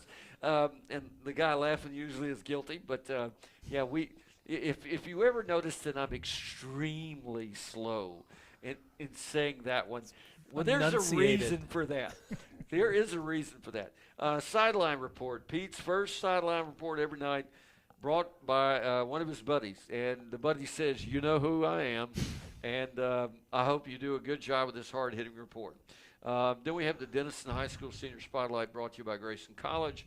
Find Your Path. We have the Denison Yellow Jackets postgame show brought to you by Northridge Grill. Jay Lindley, the voice of the Bearcats. And I enjoyed lunch the day before the Battle of the Axe last week over at the Northridge Grill, one of our favorite places. They're a longtime friend of Yellow Jacket football and a sponsor. So trust me, there's going to be more and more trips this fall to the Northridge Grill. The hit of the game is brought to you by Heyday Entertainment. And if you know what Heyday Entertainment, has out there at their wonderful venue, such a wonderful place for kids and people that think they're still kids, I suppose, like my wife says I do. Heyday Entertainment. If we leave right now, we could get there before they close. The Yellow Jacket lineman of the game, Grayson Collin Electric Cooperative. It's a good thing we've got a lineman here today because I'm afraid the way it looked on the radar down around Ben Alstein, they may have linemen of another kind out and about right now. And then Legend Bank sponsoring our Denison Yellow Jackets player of the game. So, Robert, one last question. We're going to take a break, 5-minute break. We're going to come back. We're going to tell one more Yellow Jacket story. We're getting closer and closer to what feels like the inevitable. We see players out of the locker room, but the lightning is still going on. And I'm afraid I know what they're going to do at 9:15. We'll see. Robert, you got a friend, Ronnie Cole. He was going to come up here tonight, but he left with everybody else when the rain started. He's no longer the mayor, but he was the mayor back in a year called 1984, and we all three have a best buddy, a mutual friend named Martin Criswell. He may be listening still right now. Probably not, but maybe. And Ronnie likes to remind you that he's the only mayor in the history of Denison, Texas, that was the mayor and powered the team and Denison all the way to a state championship in that 27-15 victory over Tom Ball at Floyd Casey Stadium. I have a rebuttal point for you. Go ahead. Are you willing for me to give it to you? Sure. You're the only mayor in the history of Denison that presided over a 12-13 run. Yes, sir. In the Battle of the Axe. Mr. Cole, try to beat that one, sir. Robert Crawley, it is a pleasure. We'll do this when other people are listening. I think maybe your wife and my wife are the only two at this point that are still listening, but thank you for coming by. Thank you for the hard work that you do on the behalf of the city of Denison. Thank you. It's my pleasure. And if I could just make one more point. Absolutely. Those sponsors that you just read is one of the reasons that we have such a great community. They are always supporting the kids. And it takes a community support to make everything work. The community supports DISD tremendously.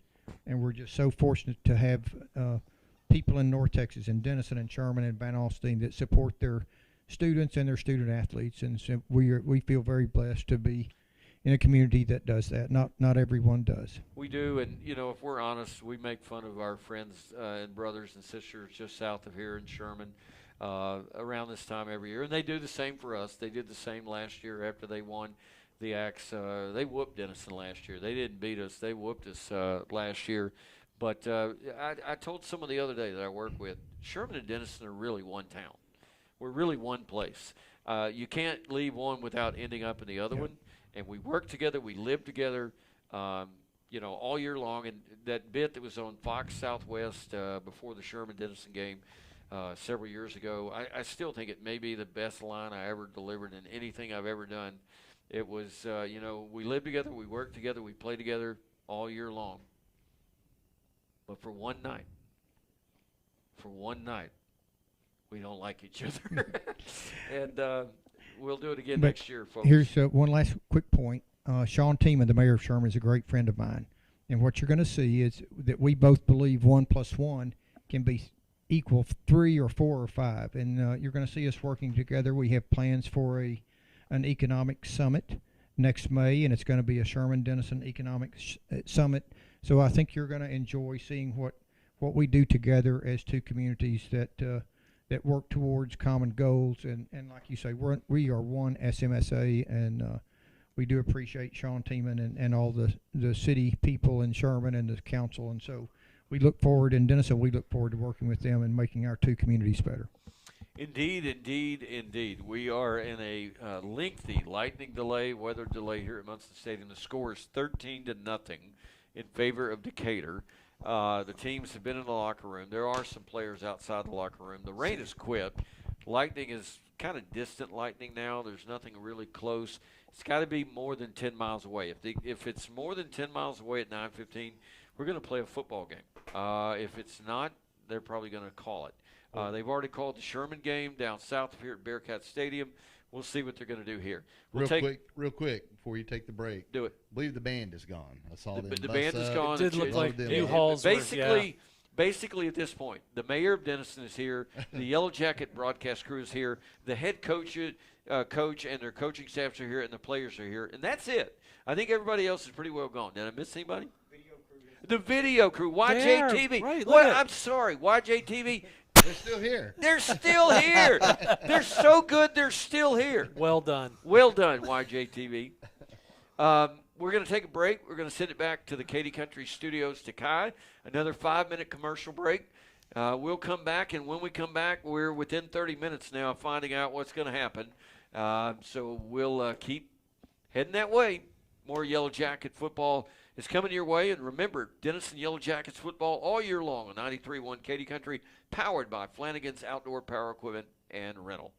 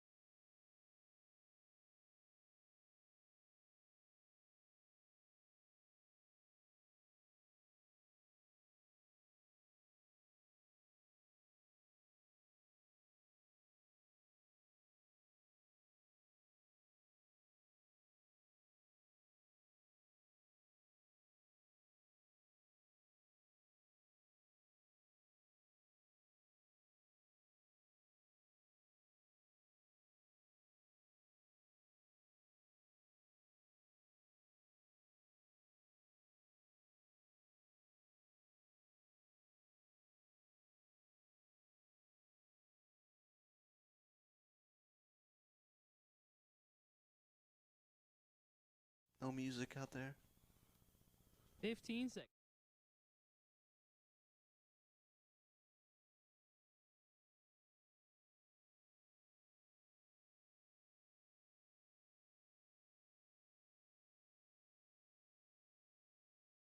And we're back, Munson Stadium, and we've actually had a change of opinion during our break.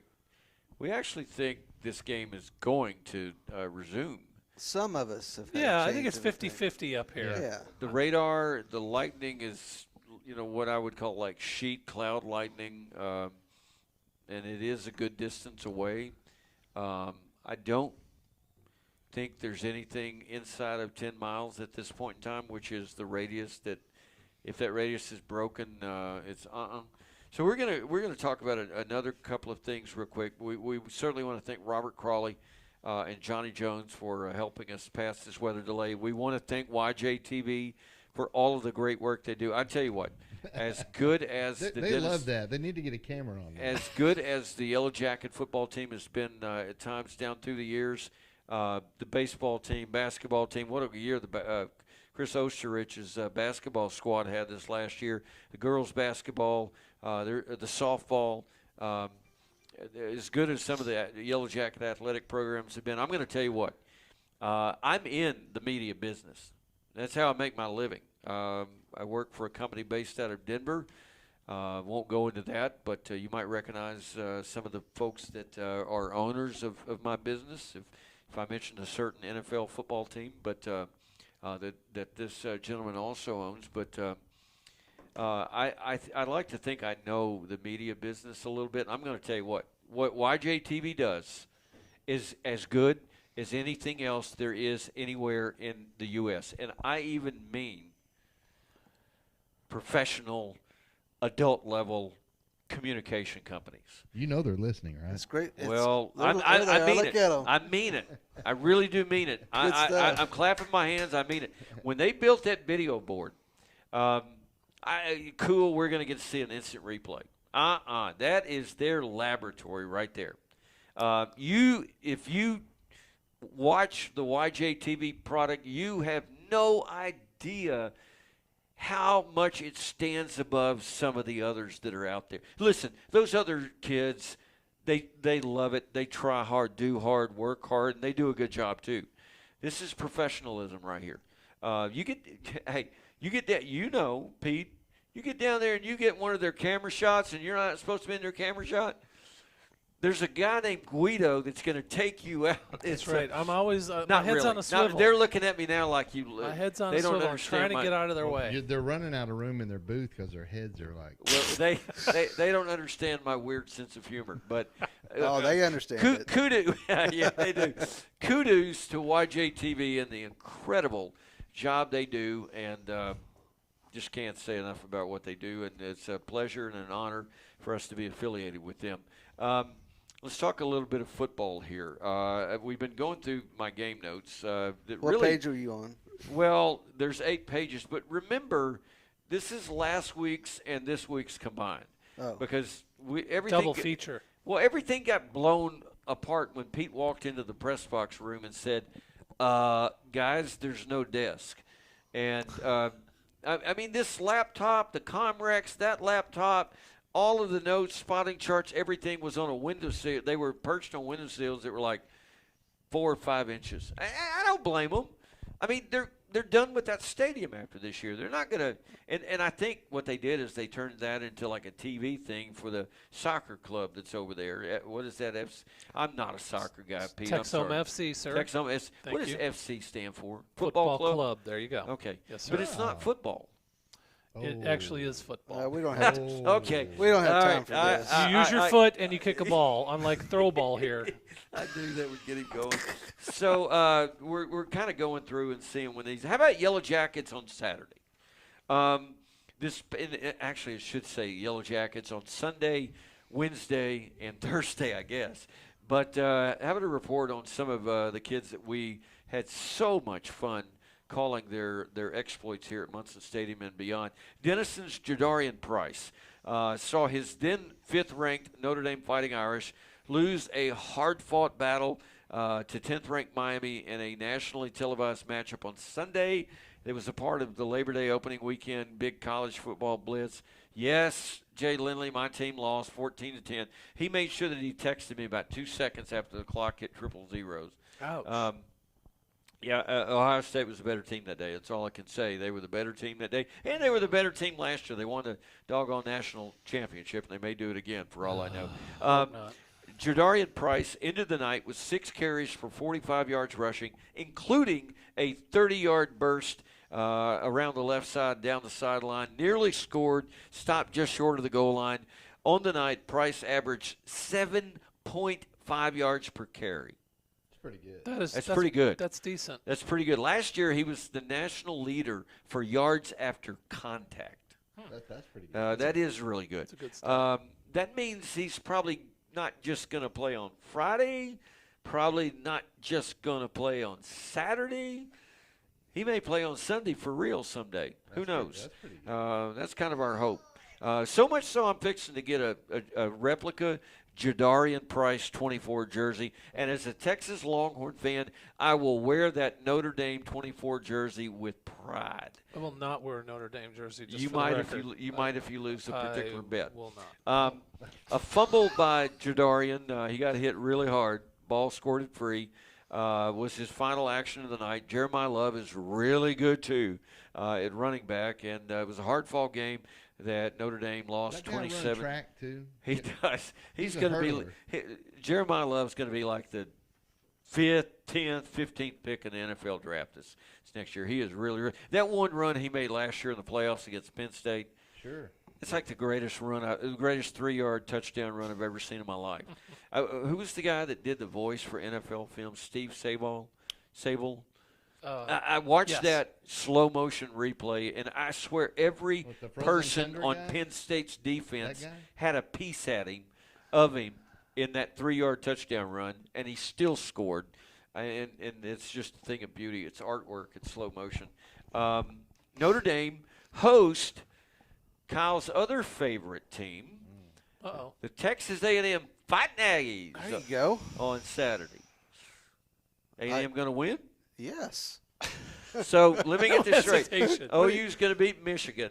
Good. A&M's going to beat Notre Dame. I like all this. You Are gotta you be are confident. you are you I going to mean- be at work on Monday? Yes. Okay. I'll be there. Okay. Just asking. Former Yellow Jacket quarterback Caleb Heavner. If you're new around here and you go, I don't know who Caleb Heavner is, he graduated the same year Jadarian Price did. He's pretty good, too. If you look at the record book and you look at the passing records, like every one of them, there's the letter C period Heavner, H-E-A-V.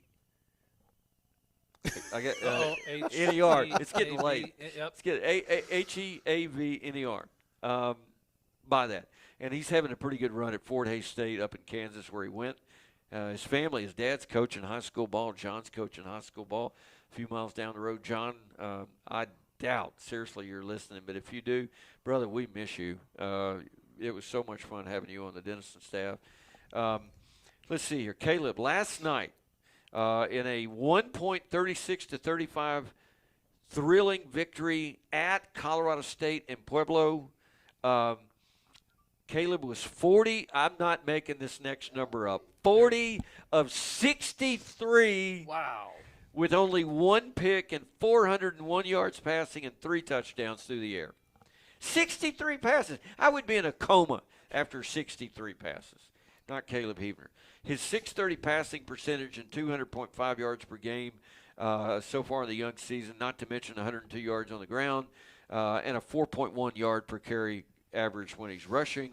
Good reason why the Tigers are doing well here early. And then last night, near and dear to the hearts of Kyle, and I'm really going hard to make up for Kyle my ugly Sooner comment a minute ago, and also to Jeff and Ashley Wigington.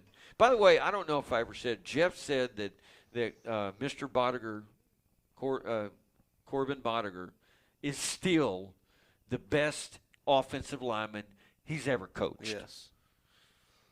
And Jeff was like an all-state caliber I feel like offensive they're lineman. packing up over here, guys. Are they? Look here to All the right. right. So let's see. I don't know here. that for sure, but everybody got up at the same time. Yeah, so I'm seeing some movement. Yeah. We could go down. There's hands shaking, so I'm assuming that is it. So I'll finish this story. Last night, my friend Jay Lindley, the voice of the Bearcats, and the Southeastern Savage Storm. He called the 44-13 season-opening win against University of Arkansas Monticello up in Durant at Paul Airfield. Guess what? There was a fellow named William Wallace that had 4 tackles on the night, 1 solo and 3 assists, while another guy named Deturian Johnson had 3 tackles, 2 solos, and 1 assist. And by the way, Day-Day, as we called Deturian, you remember Day-Day? He had that 106-yard interception right there in that end zone, ran it all the way back for a touchdown. He was the guy that they did the player spotlight on